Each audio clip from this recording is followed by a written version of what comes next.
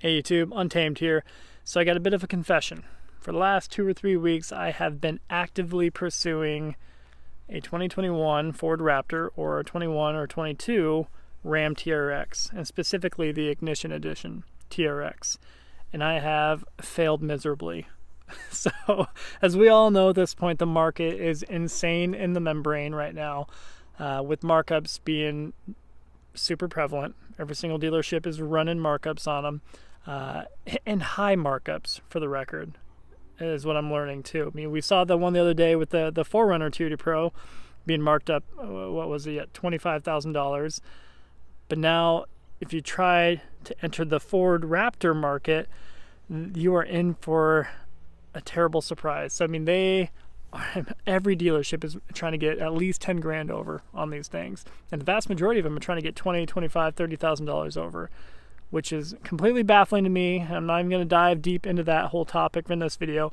Mainly, I just wanted to share with you, hey, I tried to get a 2021 Ford Raptor, mainly to kind of broaden my channel's sake. I'm not going to sell this, not going to sell any of the vehicles I have right now. We would keep these two here. We'll keep the FJ. It would just be adding a new vehicle, a new type of vehicle to the channel, and sharing my thoughts on it, and doing any kind of reviews that you guys would want to see on it. So really broadening the channel, and of course having a sweet Raptor to enjoy in the meantime. As we all know, the Raptor, and you guys know this is important to me too, the Raptor in particular has an outstanding resale value, arguably even better than these guys here, on par at very least. I would say better than these. So buying a 21 and driving it potentially for a year plus, you know me, a couple of weeks, the chances of me losing money, or at least a lot of money, is very slim, which is pretty cool. You can't really do that with too many vehicles these days. So that would be a piece of me doing that, a piece of the equation, me doing that. The Ram TRX, on the other hand, I don't know. I'm a little more skeptical with the TRX. Even though the TRX is better in every way, technically, minus it being heavier and maybe a little less agile, quick on its feet, given the fact that it is heavier than the Raptor, it is better in every way. You know, even the interior, I think, is nicer. The exterior is debatable. It's all preference, right? A lot of it is. But you can't argue 702 horsepower, right? You can't argue that 6.2 liter supercharged V8 is better than that 3.5 liter twin turbo V6, right? And that twin turbo V6 is the way of the future, which makes it less cool because, well, there's going to be a lot more of that coming in the future.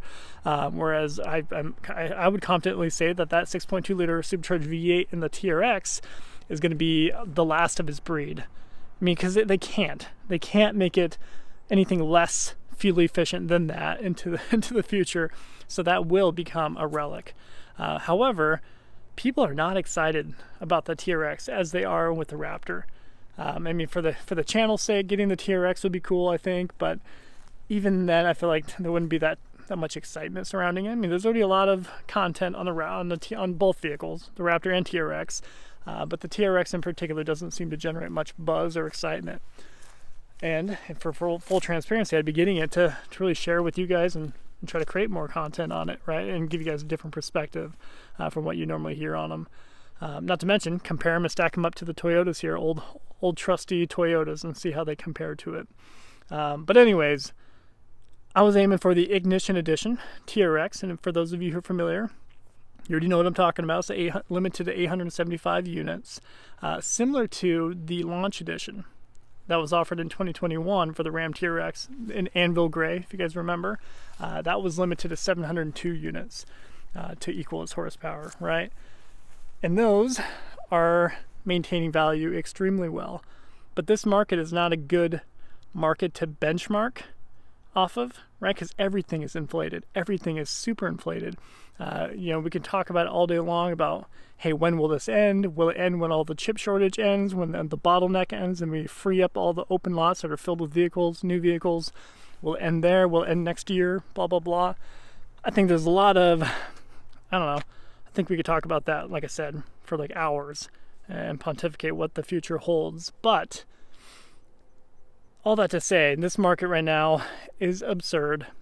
It doesn't look like it's going to let up, at least within the next couple of years. I think I would confidently say that. I mean, I think the housing market matches it, right? Everything is just inflated.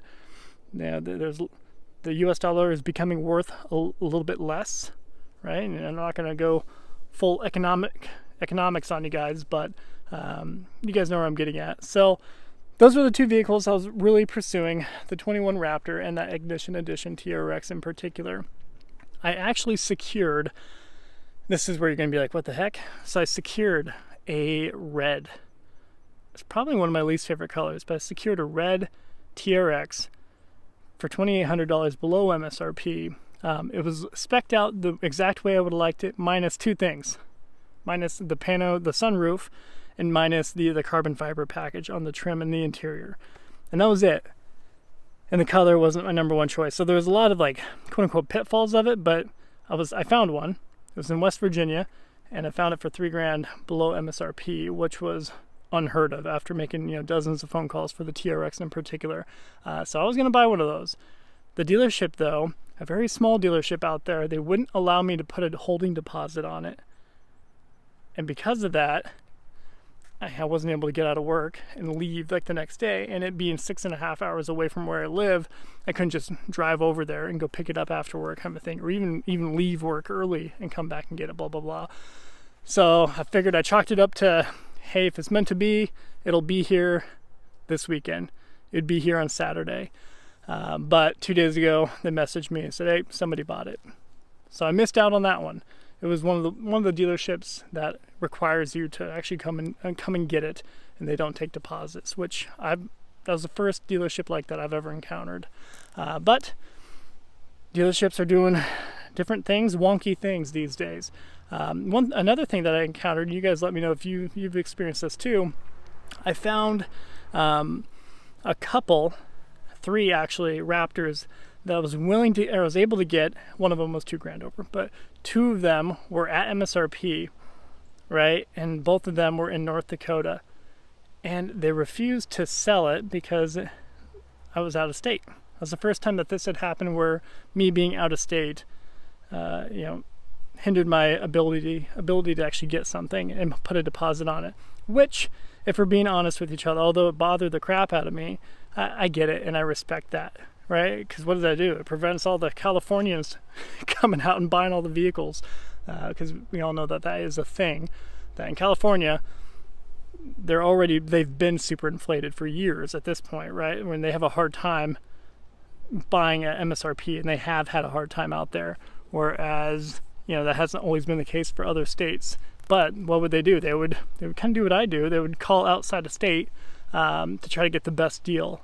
And they would take them all up, all the TRD Pros anyways, what I'm referring to, and then take them back to California. So I like the fact that I like the fact that they did that, just because, I don't know, it does kind of honor the locals and gives the locals first dibs and first grabs at it, which I think that's cool. So that part is admirable, even though it upset me, if I'm being honest. Trying to think what else. So that's really all I wanted to share with you. Of course, I'd show you the rigs while we're out here on a beautiful day. But yeah, I rode the fail train this last 2-3 weeks, and my wife, she loves it because she sees how like bent out of shape I get about it as I'm calling all these dealerships and just hearing the same exact thing. Oh, I'm sorry, no, we're $25,000 over sticker on that one, or we're $20,000 over sticker. And I tell them like, just because you can doesn't mean you should, right? And I take every opportunity to like shoot them down a little bit and just kind of laugh at them and just say, yeah, well, what you're doing isn't right, and well, what I can do, if I only did this on a couple of them, but what you can do and what I can do as the potential buyer, is write a negative review. Just, give them a 1-star review on multiple platforms, whether it be just Google reviews, their Facebook page.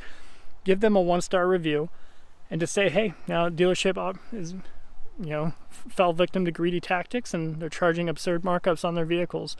They don't have the customer's true interest in mind, blah, blah, blah, blah. You just give them a few lines, negative lines, which are honest and true, and that's what reviews are for. Do that. And honestly, if enough of us did that, we would start making a detrimental impact on some of these guys. And what would that do? That would ultimately, hopefully, impact the number of allocations that they get, right, each year of their specialty vehicles. So they'll begin to see less TRD Pros hit their lot.